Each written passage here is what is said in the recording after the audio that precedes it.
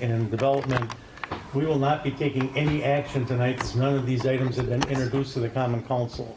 They'll be introduced tomorrow, and we'll be acting on them at recess, hopefully.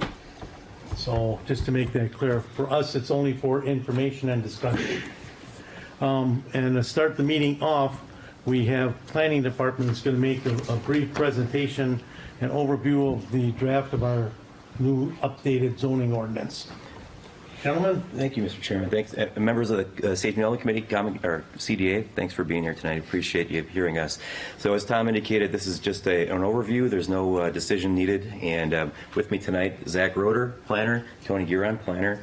And the Planning Department's been at work preparing, working towards a draft zoning ordinance update.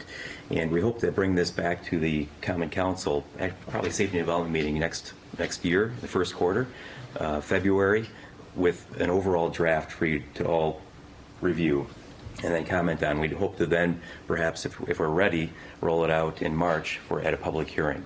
But what you'll know, and Zach's going to get into a presentation here, we've got 10 minutes and 10 slides. There's a new format that we'd like to show you. It's drastically different from what we're currently using. The last major update to our city's zoning code was in 1995. Now, we've done a lot of smaller little touches here and there, but the last major overhaul was in 1995. One of the other things that we think is going to benefit the city is that we hope to develop a little bit more flexibility, user-friendliness into this code, and then also take a look at maximizing the buildable area of lots. We're going to be doing some combinations of zoning districts and taking a different look at the regulations to hopefully increase the taxable value as well as the image of the city, which will all lead to, hopefully, we believe, better neighborhoods, better commercial corridors within our city. We don't intend to make anyone really non-conforming within this code. There may be some limitations on certain permitted or limited conditional uses, but no one with the code update will likely be considered non-conforming if it's adopted. So with that, I'll turn it over to Zach. Thank you. All right.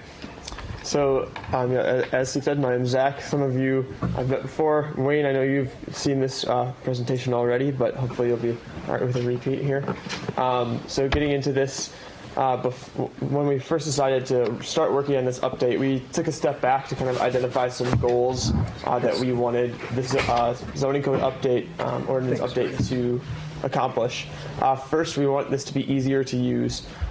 Right now, the structure of our zoning code is difficult for people to understand. It doesn't really go with the natural flow of what you, as a person looking to develop a property, need to know.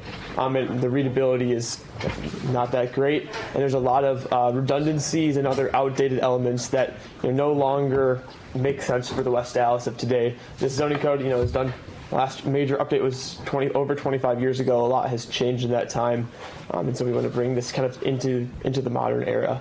The second objective, as Steve mentioned, was we want to add more taxable value to the city. So this primarily means allowing more density where appropriate, especially in commercial districts, creating some more flexibility for development, and lowering the code's burdens for developers to really help promote building more densely and growing the city's tax base. The third objective then is to really fit the West Dallas of today and tomorrow. As I mentioned, there's a lot of kind of obsolete remnants that have accumulated in the code over time and are no longer relevant or appropriate to really have in there anymore. There's also been a lot of change in the best practices of zoning in the last 25 years, and we want to really adapt those changes and those best practices to West Dallas's context. And all the time, we want to be protecting the character of our existing neighborhoods. So there's really 5 key changes that our update is going to accomplish. So first is updating the format. Second, we're going to be consolidating some of the redundant zoning districts, cleaning up our zoning uses, improving the different bulk controls and bulk regulations we have, and then modernizing the city's parking code. So this first strategy we'll talk about here is reorganizing the format. Currently, our code is listed by district, which can be exhausting and somewhat cumbersome to look through. If you're a user, you're bouncing around from the districts to the uses to the form, parking code. And the new organization will allow people to take a step-by-step approach as they read through the code in a more logical way than it's set up now. And if you look to the chart on the right, that is the zoning table from Hartford, Connecticut. They won American Planning Association Award a few years ago, and we want to model ours after that one. It allows you to see what uses are allowed in any district, so you can scroll to hotel, for example, and then look across the board and see how many districts it's permitted in, or if it requires a special use, or if it has any sorts of limitations. This will also help make the code cleaner and more efficient, and it'll be easier to update and easy to use online. That's a big bonus. And in fact, us as planning staff, we've been using a zoning table to easily cross-reference uses and districts to any zoning calls that we get on a daily basis. So we're excited to pass that on to the user. The next big change we want to talk about is consolidating the zoning districts. So here's a look at our residential districts. Some of these districts have very limited differences when you compare them to each other. So if you look at the chart on the right, the x-axis is showing you all the different residential districts, and the y-axis is showing you the number of properties within those districts. So we want to combine some of those districts that have the limited differences. And another goal is to promote the conformance of existing lots. So for example, the RE district has only 31 lots. That can easily be combined into RA1, for example. RC1 and RC2 can also be combined, and that will in fact make some of the non-conforming lots become conforming. Yeah, like I said, we'll be eliminating some of the redundant zoning districts to get us a more efficient and user-friendly code. All right, so the third kind of major change we'd be making is to clean up the zoning uses, and this is probably the most extensive of the changes that we'll be working on.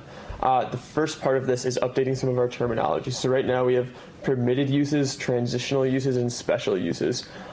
We would continue to use the terminology of permitted use, but upon the advice of our attorney's office, we're going to be switching to this thing called a limited use, kind of clarifying that there's these limitations that if the use meets those limitations, it's considered permitted, kind of a better practice than the transitional one that we have currently.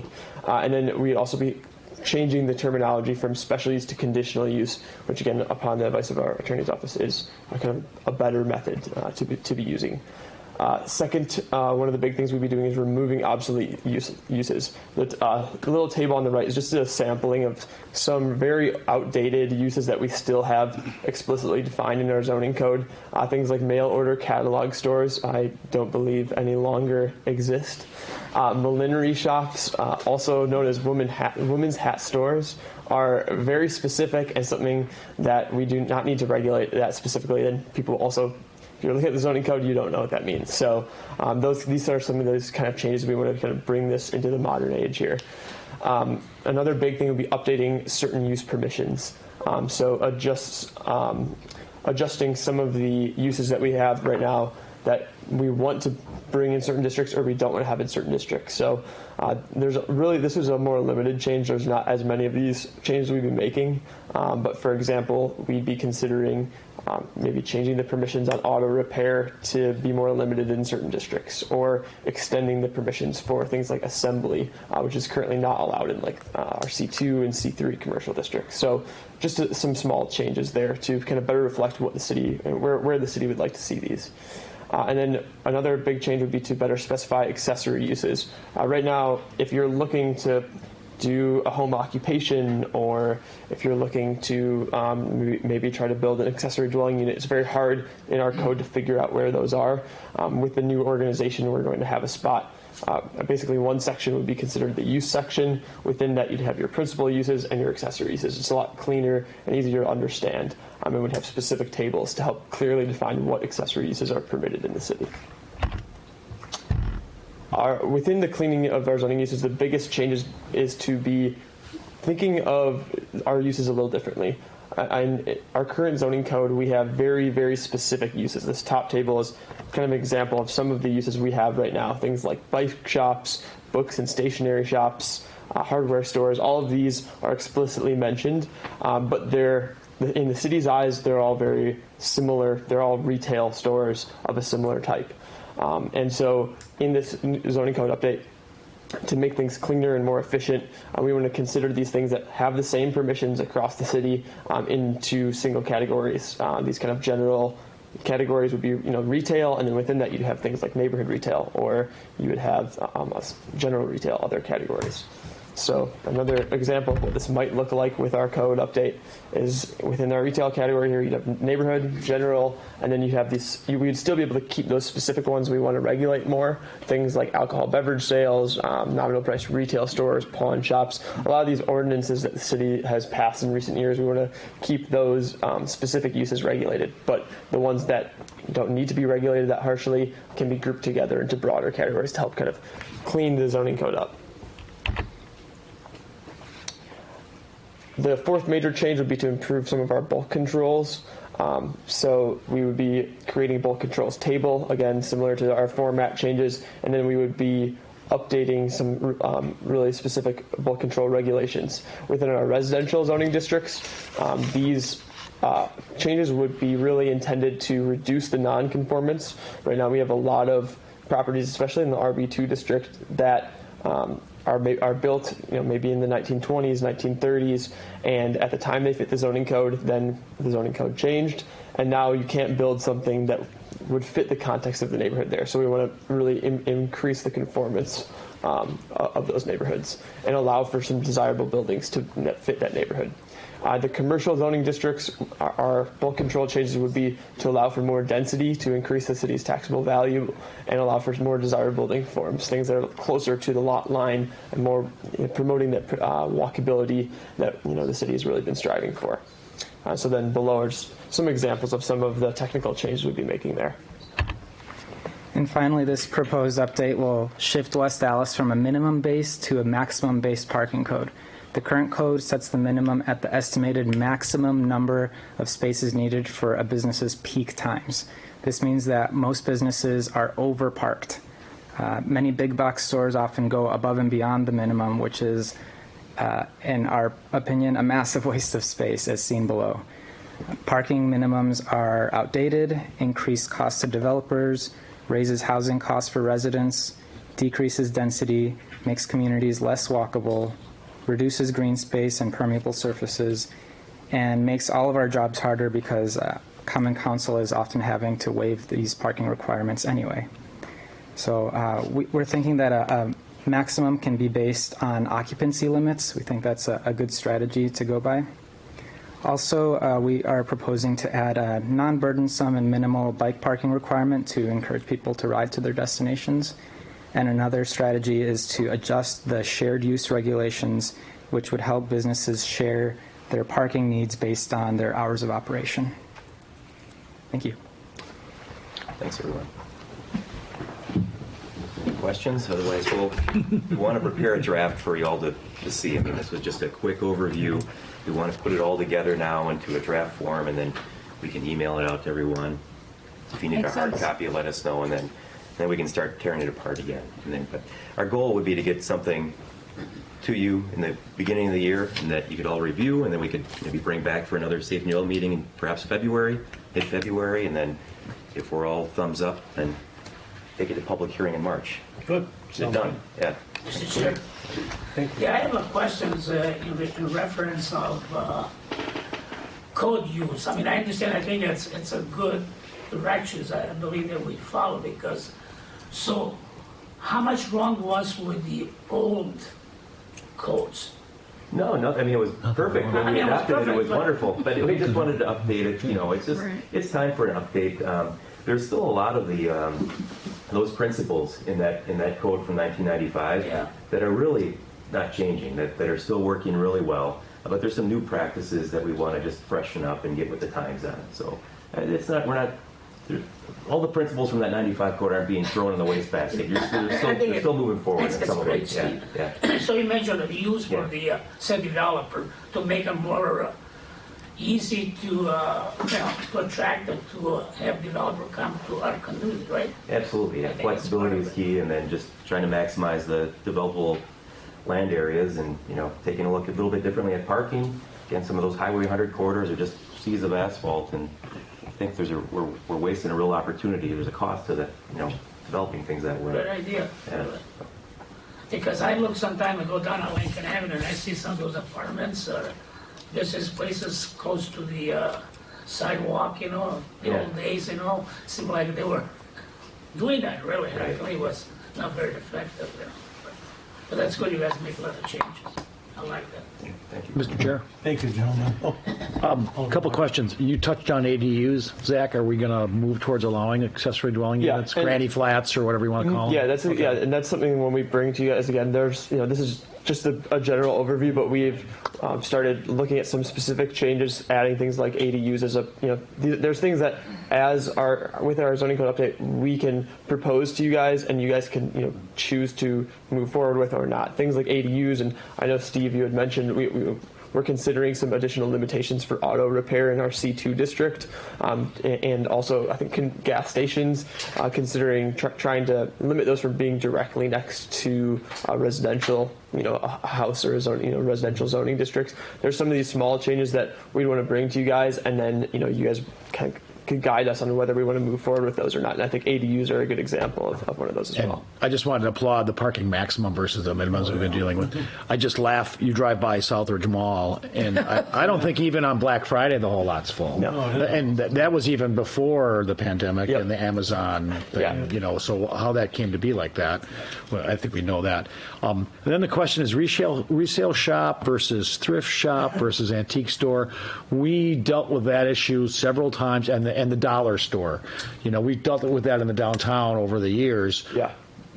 Beyond staff going and having to go in and see what things sell for on the shelf, I mean, is somebody else has already kind of crossed this bridge and we're able to steal it from them like Hartford did with the whole thing? Or? Yeah, so we've taken this has been one of the things we've focused on probably the most when we're looking at the specific uses, and I think from what we've seen with other communities, I think we've found that our kind of regulations for them in a lot of ways are the best way to move forward with it. And we want to kind of maintain some of these ordinances that we've passed to be the most intentional with where we're putting those different types of shops.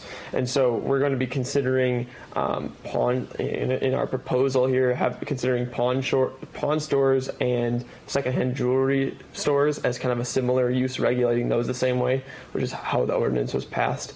Then resale shops, things like antique stores, that would be considered more like your neighborhood retail, your general retail, because there aren't some of those problems or those similar things where people are maybe going to the store to donate or something. And then thrift stores would also be their own thing. So we can bring that, we can kind of break that down to you in more detail when we bring it there. But our goal is to kind of keep as the ordinances have been passed recently. I know that Common Council has dealt with that a lot recently, and I think what we've seen from other communities is we think how West Allis is doing it kind of fits our city the best, so we want to move forward with that as it is. And then one more thing, we talked years ago, or at least it came up, form-based zoning. That would be a real sweeping change, completely different from what we're doing here. Yep. And this isn't even like an increment, because you can't incrementally, I think, go to form-based zoning. That's like a complete new thing. Yeah, that would probably require having a whole. I mean, that would be probably Right. years-long process, and it would probably involve having a consultant and stuff. And And we're not, and this If you is, ever wanted to try that, we could explore it, maybe starting small, like in our city's downtown, or maybe certain part of the city, and then just create a district along that line. yeah, well, let's do this first. But let's get this done first, and we can always come back. Yeah. Thank you. Yeah, Mr. Chair, I have a last question. So to me, I mean, it's related to the zoning and code ordinance. I mean, that's an old issue which we have no control over, I think, within the municipalities, about, say, a gun shop. When you have 100 people come forward and they're opposing, say, a gun shop, but we don't have no control over that because that's a federal law. No, you don't. A gun shop, people should know that. A gun shop could be going to a residential neighborhood, just next door from my house. And to me, that's totally a shame. I always kind of argue about this stuff. It's immaterial, really. A municipality, we can control local business, but we cannot control the gun shops. That's totally a shame, really. That somebody's got to tell us we have no control over that. yeah, There's certain things, Alderman. I know, I understand, I totally do. And Tom. I staff totally and us do. have no control over, and this isn't a point to sit, we're not here tonight to sit and discuss this.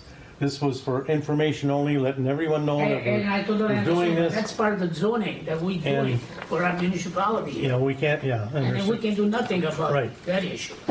That's why, it's nothing we can do about it. We'll do what we can within the limits of the law, I guess, Yeah, yeah. that's all. I mean, I We're know working with that. Kale and his. But that's nice to talk about once in a while, something like that. I know it's not. Alderman Vitale, I agree with you, but we have Community Development Authority here. We're Yeah. not here to debate tonight or talk about this. Okay, that's This was fine. But- this was only for information. But I thought I was I don't want to keep these other people here waiting all night to get at their meeting. So To at this remind time, us that. at this time, I'm going to yield to Chairman Mater to begin the Community Development Authority meeting. Thanks, everybody. Thank you. All right, thank you. Thank you, guys. Nice job. Thank you. Have a good night.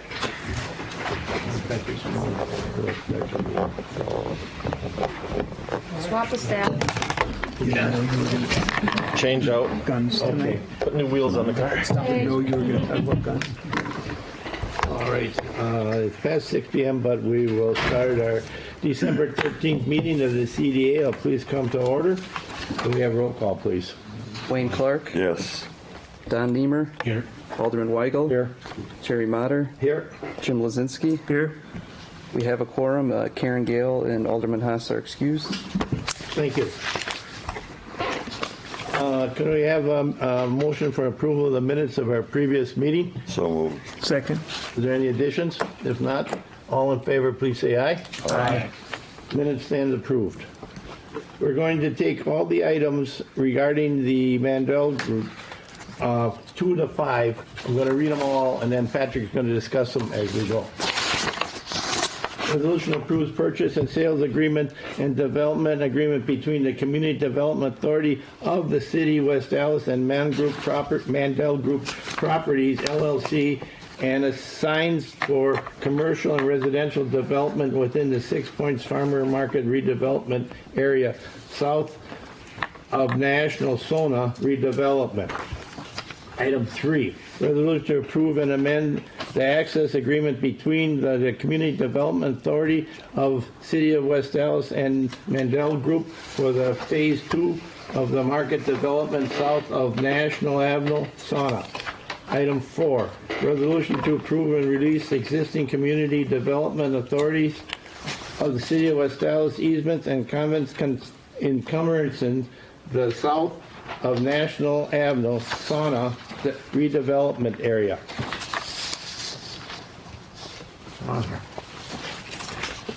Got to come apart. Didn't expect that much.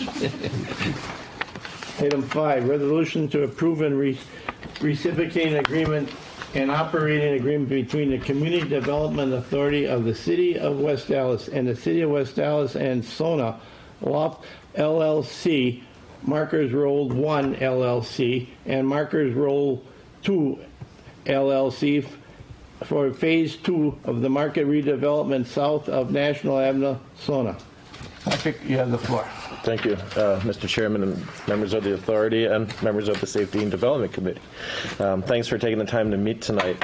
For the CDA purposes, tonight's presentation, there will be actionable items for consideration as we're outlined here with the resolutions. We have certain representatives here tonight that will be available to you to answer any questions. We have Todd Tays from Ellers, Jason Kesnerick from our Finance Department, our City Attorney, Cale Decker, is here, as well as representative of the developer, Bob Monnet, and Angie Tabrizi is here as well. So the items that we're going to review tonight are the purchase and sale agreement, the development agreement, development finance agreement, which includes an EPA revolving loan of $500,000, reciprocal easement agreement, release of recorded easements, and an amended, this is a part, those 5 items all go to Common Council. And then the 6th item is for the CDA tonight, which is an amendment to the staging and grading agreement that has been previously approved by the CDA. If you look back on the project, we tonight are considering Lot 2, which is the northwest corner of what is referred to as Sona. It's around 2 acres of land. 2.3 acres of land. It's a 110 unit apartment building that's proposed with 5,500 square feet of retail space. The construction cost is around 23 million, with an estimated taxable value of around 19,061,407. The Makers Row component, which will be for future consideration, is not part of tonight's agenda, but part of some of the documents that we'll be discussing, and we'll come to that in a little bit. But the projected development in that area is around $4.3 million. Overall, it's around a $27 million development cost with projected taxable value of around $20 million. Part of this also includes getting pads put in at the various lots. There's 4 lots, lot 1, 2, 3, and 4. And they are, if you want past the site, per the staging and access agreement, already getting positioned for development. Getting in position. Or development. If you go back to what the CDA has acted upon or been part of this process, we have to go back here a few years where in 2016 we've conducted an RFP process. We went through, with multiple developers, selected Mandel to be our developer for the Six Points area because we wanted a walkable, dense neighborhood with some vision, a project that would be quality, high density, things where we would attract people from outside of West Allis to come and have the West Allis living experience. Part of that was the Nona was the Aurora Clinic in the west, which is close to around $40 million in development today.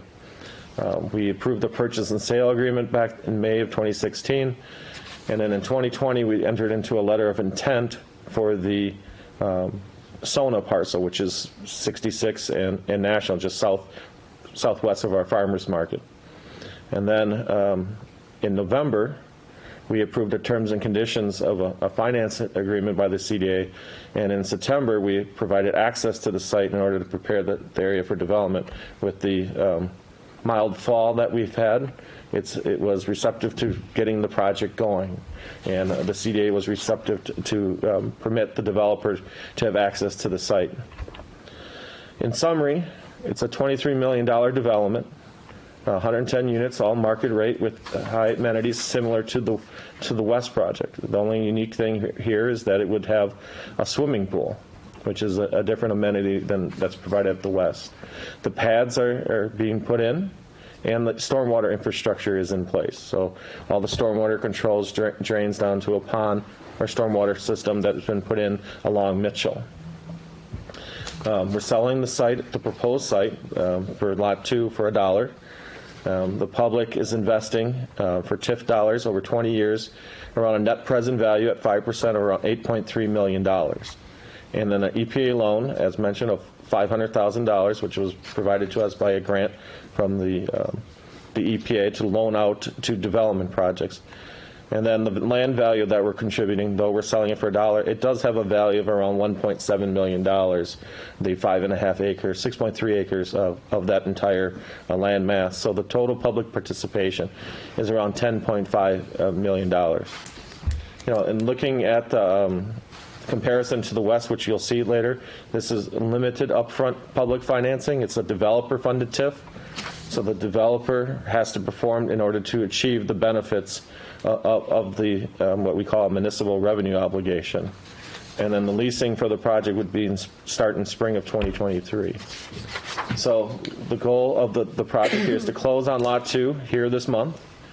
The first phase, which is the northern portion of the building, start leasing by January of 2023. And second phase of that would be the southern portion of the building in March of 2023. Here you can see again the lot parcels and how they're laid out a little bit closer up. Lot 4, which is the green one on the right-hand side. I don't know if you can see a mouse on here or not, but that lot will be retained by the CDA, and Makers Row, until the developer closes on those, which is lot 1 and 3, will be retained by the CDA until we close, which I expect would be fairly soon. The project budget for construction outlined here is around $23 million. You can see the cost for construction of the building is around almost $20 million just to build the building, if you factor off the soft costs of the project. And then the sources outlined below include a construction loan of around $15 million the EPA loan of $500,000, developer equity, and then cash equity from investors into the project. There's 110 apartments. There will be 90 underground parking spaces, 42 surface parking spaces. It's around $208,000 construction cost per unit, and the average rent would be around $1.78 or so. So on the average size apartment, which I'll show you in a minute, it would be around $1,200, $1,300 or so in rent a month. In 2017, when we were looking at the first phase of the project, the West, our goal was to get $1.50 a square foot. So in that short period of time, 5 years or so, we've gone up in terms of the rent per square foot in our community. The Sona apartment has 110 units. It ranges from studio units, one-bedroom units, one-bedroom, they're called a one-bedroom unit, which is a junior unit, and then there's a one-bedroom with one-bath unit, which is majority of the units. And then there's two-bedroom, two-bath, and then three-bedroom with two-bath. What's the excuse me? Mm-hmm. What's the difference between the junior one-bedroom and one-bedroom? I mean, how it laid out, it makes it seem like the junior doesn't get a bathroom, but I'm going to refer that to the developer. No, we actually give a bathroom for everybody. okay. Like, well, you called it out there. The junior one-bedrooms, actually, they have as a bedroom that is interior to the unit that has glass overlooking the living room, which then the living room gets the entire window frontage. So we do that because the width, if you try to split it the other way, the living room ends up getting too narrow. And we've been building this style, we've been building this for 15 years now. A lot of people actually prefer it because their bedroom can be darker at night. Oh, right. And it's for those people that enjoy that.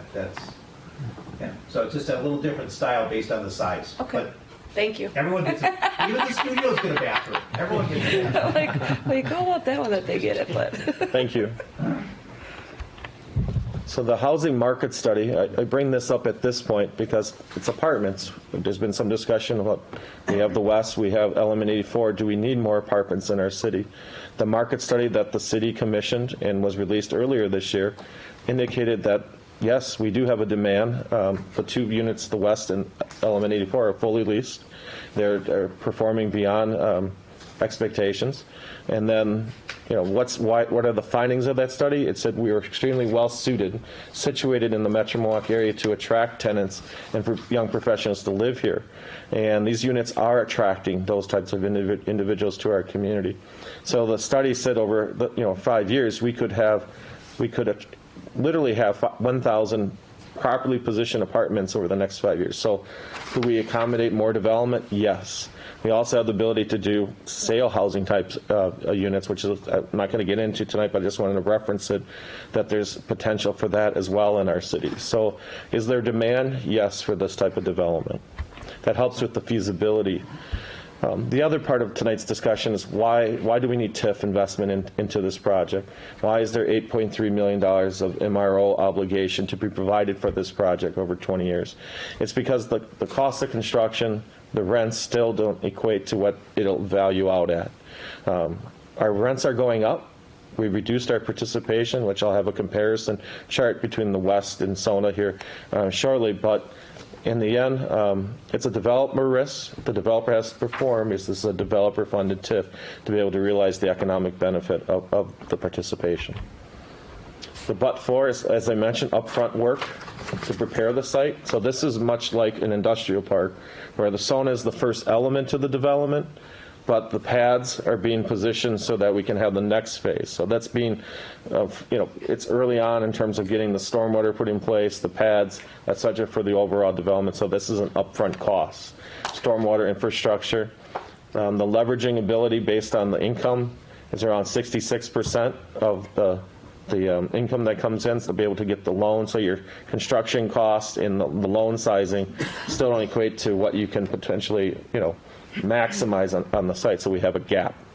So, and then as we've been dealing with through the COVID, and Bob Monet from the developer perspective has been working with us and outlining the cost of lumber and materials from the COVID situation, and the supply chain has been impacting the overall cost of the project. So it ended up creating a gap, which required public participation.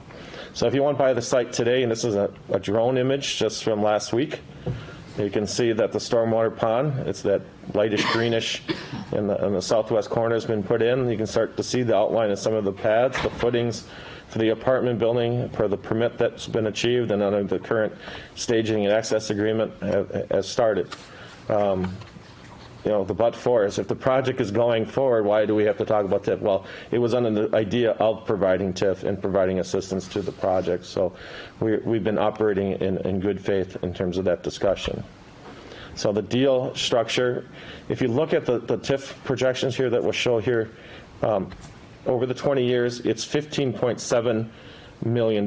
That's in total value over that time, but the net present value of that's around $8 million at a 5% discount. We talked about the EPA loan. That'll be at Administration and Finance tomorrow night before the Common Council. Again, that's $500,000 at 1.5% interest. It's a 10-year term, 25-year amortization, no interest for the first 24 months because the project has to get built and leased, and then full principal and interest payments for 25 months, which is very similar to the terms that were provided to the Aurora Clinic when we did an EPA loan on that project.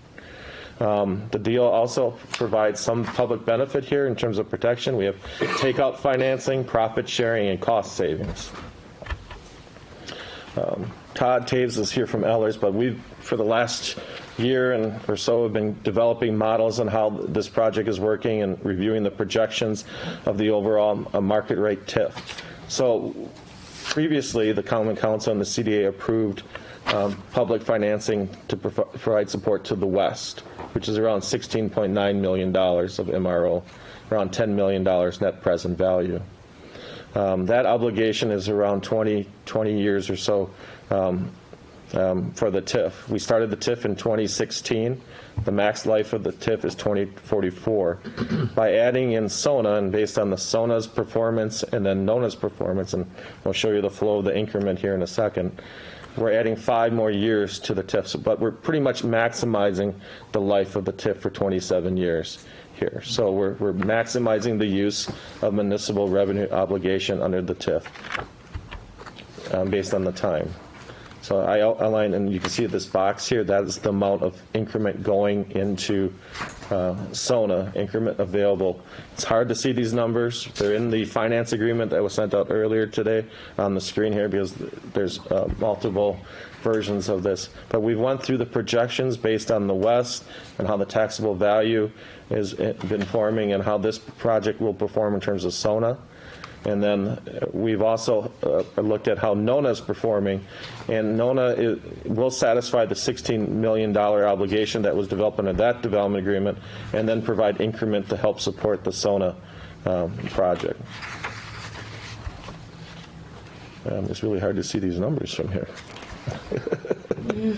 So if you look at how the TIF is structured, we had different development agreements that were set up with the construction of the West.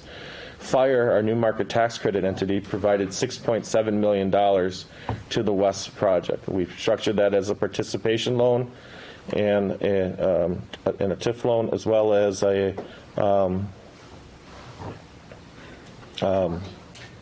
I don't know what's called. Oh, Big Spider? Big Spider, sorry. So that equated to around $3 million. We've already received that payment from the developer for the West, and that is sitting in the TIF fund. In order to achieve what this TIF is set to do and perform, of the $3 million, Fire will lend to the CDA $1 million, which will be discussed at a future meeting. And that'll keep the fund balance positive within the TIF. That also pays for Lots 4's infrastructure costs. And I will bring that up here under the site, a reciprocal easement agreement in terms of that cost. In the end, we max out the TIF for 27 years, and Fire will make back around $8 million of the $6.7 million plus interest, based on the model here that we have. I'm highlighting right here the $1 million or so that we're putting into the TIF from Fire. Instead of paying Fire back that $3,040,000, we'll pay back $2,040,000, and then $1 million will be kept in the TIF and paid back as the project performs. The key points of the development agreement: we have a guarantee from Mandel Group to build the Sona Loss apartment. We have a construction savings clause. Of the construction savings, the first $100,000 is funded into a capital reserve account. If that money is not spent, then it's split 50-50 between the authority and the developer. And then any savings after that $100,000 is split 50-50 between the authority and the developer. The takeout financing. So when we, on the west, that project was refinanced after construction, was able to achieve lower interest rates than projection, and was able to provide earlier payment based on the loans that we've had from the developer. That was the $1.5 million that was realized. In this particular model, once the project reached stabilization, which is 12 months or so after, they'll go to a project stabilization, which is around 90 days of continuous occupancy, profit, making sure that the property is functioning. The developer will then go to refinance the property, and at that point they could provide us a payment of $50,000 or up to $1 million to pay back the money that we're borrowing from fire for the infrastructure and the fund balance for the TIF. So the developer has it as their option to make that payment, or they can, or the public participation, which is the profit sharing at the end.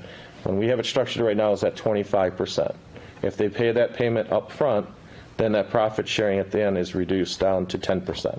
Depending, it's reduced based on how much is pre-funded to the CDA and to the city. So if $1 million realized at the takeout, then the participation is reduced to 10%. Part of this, and this has been a discussion at the CDA, is the Higgins easement or access that they have that goes from their western building to this curb cut here. Higgins has agreed to purchase 16 feet of land from the CDA or from Mandel based on the CSM. They will buy the 16 feet, 2,800 square feet of land. The CDA will have to put in a 30-foot apron along Mitchell. And the CDA has already approved the funding to put that apron in. We probably will do that in partnership with Mandel, so that they have a contractor that's doing this particular work in that area. So they're buying the 16 or 2,800 square feet of land for $16,800, and then the CDA would put the 30-foot driveway apron in along Mitchell to permit access to their property. The other condition is that they put a fence along the western property line of their property. So when you look at the west in terms of the Sona, 110 units, 5,500 square feet of commercial space. We didn't have commercial space in the west. Total TIF funds, $15.7 million over time, $16.9 million over time, $500,000 EPA. So the public participation on net present value is around $8.8 million on Sona loss, and the west was around $17 million of public participation. When we've been reviewing the pro forma, we've been reviewing the TIF model. Here's the comments from our SB Freeman, our CDA's financial consultant, on the TIF, looking at the projections in terms of returns. The developer is getting a modest return. We thought the finance agreement is very reasonable and fair, and they said we've come a long way in terms of the way we have structured the project. At this point, if you have any questions, that's pretty much an outline of the finance agreement. We're going to go into now the other items that are related to the purchase and sale agreement, which are there's an access agreement that we need to amend. What that means is the CDA granted access over the entire site at the last CDA or in September to do grading and getting the pads ready.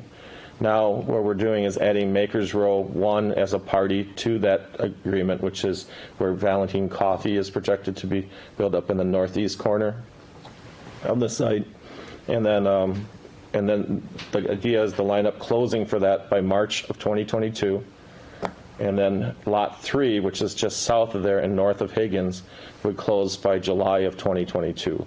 Lot 4 would be, again, as I outlined earlier, retained by the CDA, but the idea here with that project is that parcel will be marketed in partnership with the developer or by the CDA to find another type of development that would complement the overall site plan for the site. You want to do anything in that one? This just outlines the what's taking place as part of this. Like Patrick noted, this is just to set up the sale of the land for Lot 2 to Sona Lofts. And then some of the agreements that you're going to see coming down the line here, the CDA is allowing continued access and easements through Lots 1 and 3, which the CDA will continue to own, and Lot 4 as well. Mr. Chair, Go ahead, Mr. Clark. question for Patrick. In your presentation, you talked about the city's participation. Given the fact that lumber took such a dramatic upward swing, and I suspect lumber is a major component in this project, and then it fell back, how does that affect the city's contribution? In other words, there was a peak, then it fell down. I just wonder where we are. The overall development cost was higher, and then it came back down. And in fact, when we started this, I think there was like $1 million worth of construction increase because of lumber, and through 2021, it's gone from $1 million down to even 400,000 less than that, right? We initially, when we started bidding the project, lumber was about $1,700 per 1,000 board feet for structural lumber. We are carrying, I believe at that time, a $750,000 inflation contingency line. We narrowed down our contractors, and we kept on rebidding the lumber, and lumber went from $1,700 down to about $550 per 1,000 board feet or thereabouts.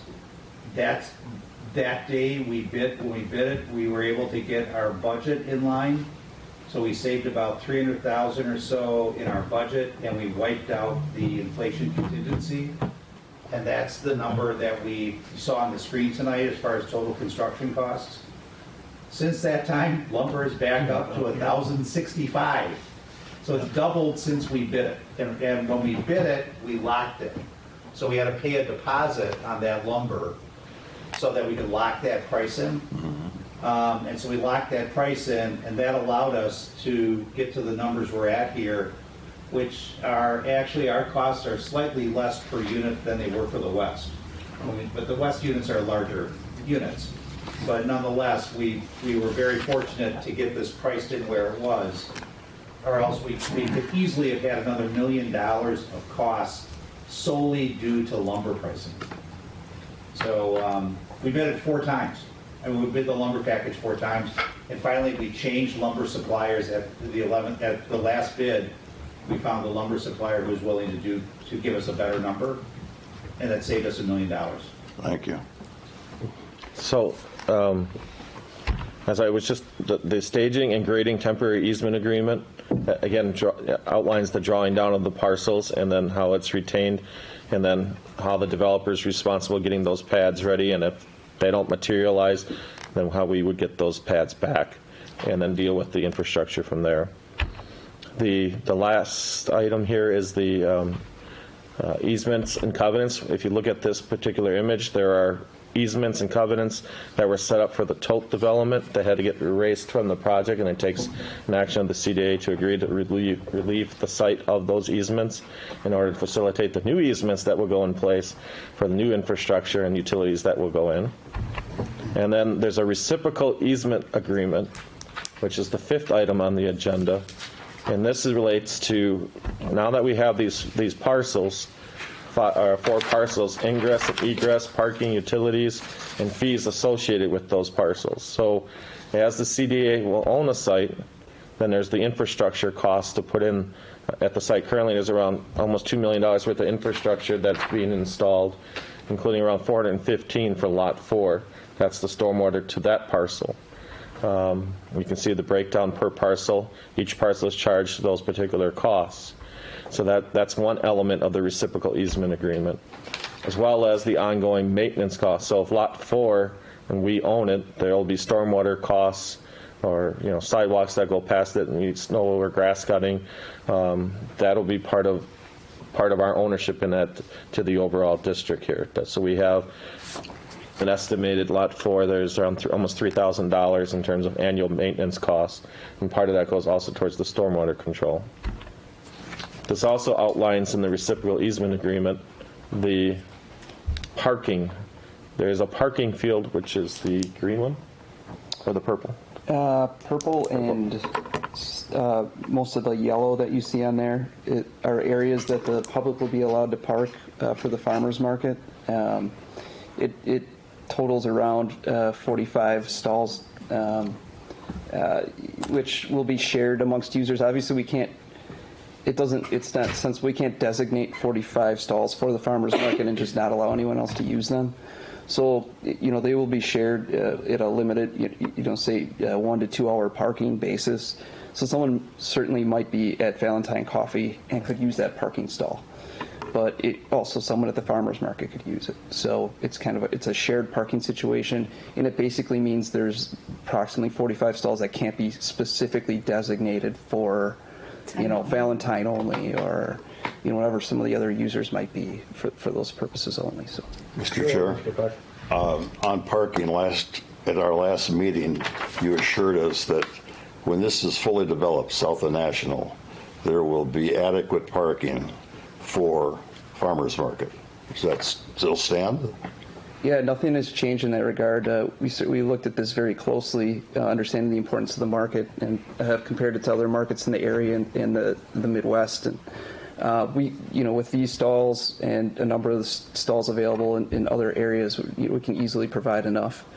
There's a lot of on-street parking that's currently used for the market. The gravel parking lot that's currently, or was in place here that was used, provided some parking at times.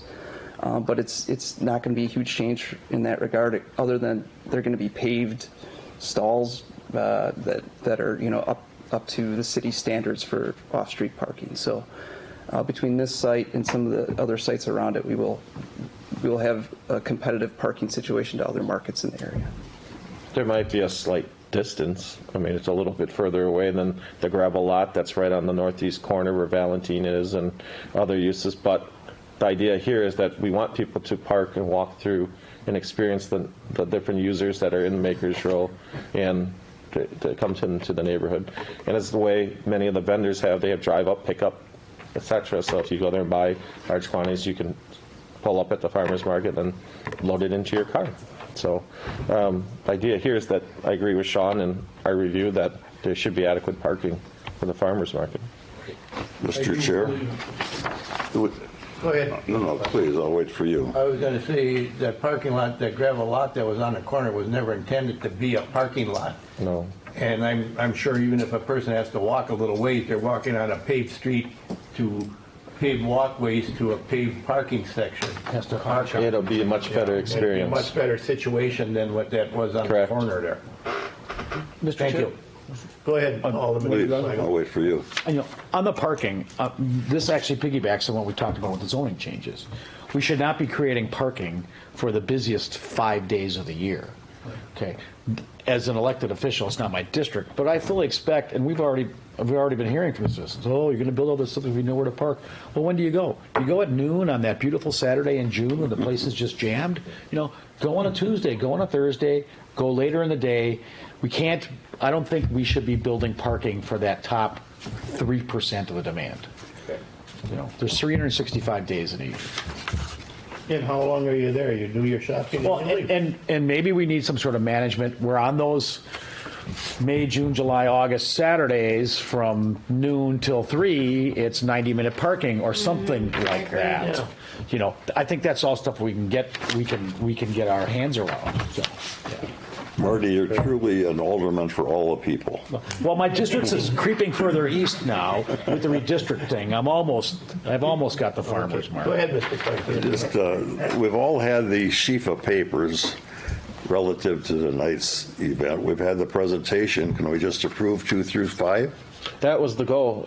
But before you do that, and I appreciate that, I just wanted to reiterate that we do have Todd Taves here, our city attorney, and Jason, if you have any financial questions on the TIF.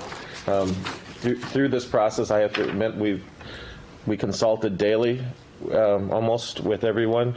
Last week has been, I applaud Kale's efforts in going through development agreements and forms and with the developer's attorney and getting everything ready. So if you had any questions, anything to help you with your positions, we do have representatives here. My position is good. I move approval of 2 through 5. Second. If we need to go into closed session, we have that option too. Well, I did have some questions, I guess, Mr. Chair, if I could. Go ahead with your question. So on the taxable value for this, I mean, are we getting a guaranteed minimum taxable value on this? We get that on all of our TIFs? We don't have a guarantee. That's usually, if we had some upfront money involved, we would not have a minimum guaranteed value on the project. On this we have a guarantee of completion. Okay, so a timing. Right. A timing issue, but no guaranteed minimum. Correct. Because we've seen this in other cities and in our own city where developers or property owners have come back years later and say, oh, it's not worth as much as you say it is, you know, and then we end up with a...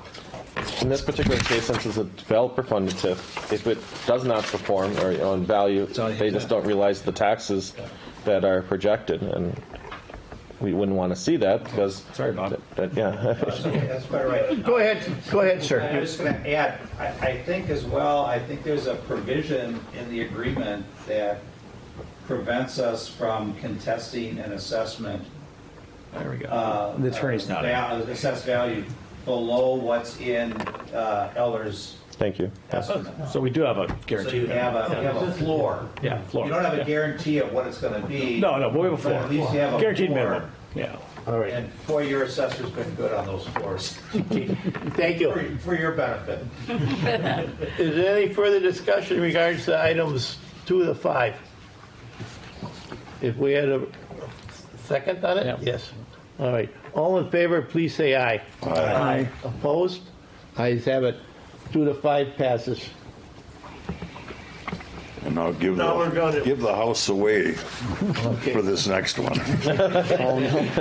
Here we have one more item. Item 6, resolution amending financial real estate consulting service contract with SB Freeman Development Advisors in an amount not to exceed $25,000. Move approval. Been moved for approval. Second? Second. Second. Any further discussion? If not, all in favor, please say aye. Aye. Merry Christmas. Ayes have it. Resolution passes. Can I have a motion for adjournment? So moved. Second. All in favor? Aye. Meeting stands adjourned. Merry Christmas, everybody. Merry Christmas. Move to adjourn.